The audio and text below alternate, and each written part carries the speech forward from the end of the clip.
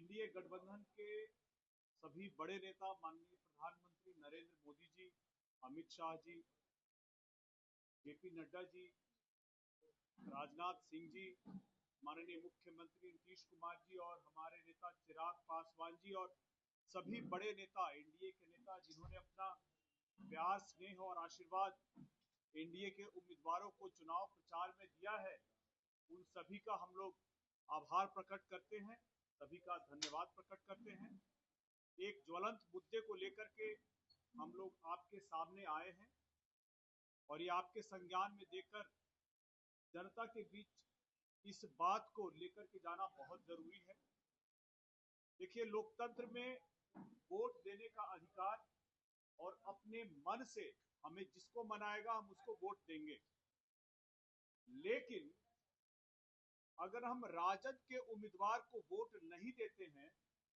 तो क्या इससे पिछड़ा, अति पिछड़ा और दलित समाज के व्यक्ति की हत्या हो जाए,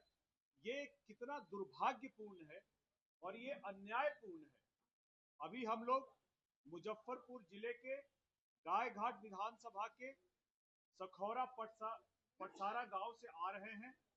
जहां पर शंकर पासवान जी की हत्या सिर्फ इसलिए कर दी गई क्योंकि उन्होंने राजद समर्थकों के द्वारा राजद के उम्मीदवार को वोट देने की बात की थी और उन्होंने अपने मन से अपने मताधिकार का प्रयोग किया था और राजद के लिए वोट नहीं किया था। ऐसे में सवाल यही उठता है कि लोकतंत्र में जब सभी को अपने मन से, ये उनका अधिकार है, वोट देने का अधिकार है, तो फिर अगर राजद को वोट नहीं मिलेगा तो क्या राजद समर्थक वोटरों की हत्या कर देंगे?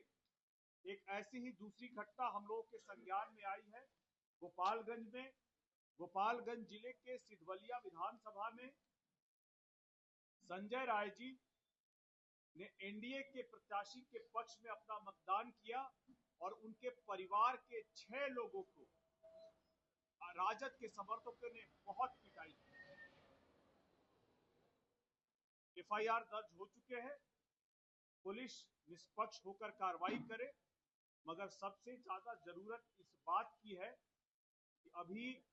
सरकार बनी नहीं है, अभी मतों की गणना नहीं हुई है, उससे पहले ही अगर राजद के समर्थक इस तरह से जंगल राज का अपना उदाहरण पेश करेंगे बार बार, तो ये लोकतंत्र के लिए ही बहुत ही दुर्भाग्यपूर्ण है और ये इनका इतिहास रहा है, इनकी चाल चरित्र और नीयत रही है। ऐसे में जितने भी ऐसे कृत्य राजद के समर्थकों के द्वारा जहां कानून का उल्लंघन होता है, वोटरों को वोट देने से रोका जाता है और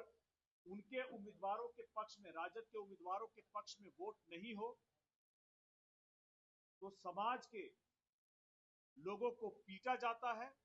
और पीट कर उनकी जान ली जाती है, तो इसकी जांच होनी चाहिए और जांच होकर के जो दोषी हैं उस पर कड़ी कार्रवाई होनी चाहिए। बाकी इस घटना को लेकर के आप लोगों के कोई सवाल होंगे तो हम लोग उसका जवाब देंगे।